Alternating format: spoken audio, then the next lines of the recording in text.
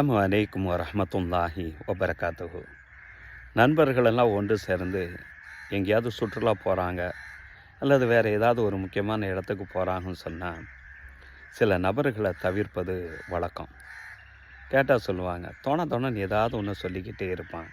அது கூடாது, இது கூடாது, அப்படி செய்யாது, இப்படி செய்யாதுன்னு பொழுதனைக்கு ஏதாவது ஒரு உபதேசம் பண்ணிக்கிட்டே இருப்பான். அதனால் அவனை விட்டுட்டு போயிடும்னு சொல்லிட்டு தான் நம்ம போவாங்க. ஏன்னா நம்மளை பொறுத்தளவில் எண்ணங்கள் என்னன்னு சொன்னால், நம்ம செய்ததெல்லாம் சரின்னு சொல்லக்கூடிய நபர்கள் தான் நம்மளுடைய நட்பு வட்டாரத்தில் இருக்கணும். நம்ம தவறே செய்தாலும் அதை சரின்னு சொல்லக்கூடிய நபர்களை தான் நம்மளுக்கு ரொம்ப பிடிக்கும்.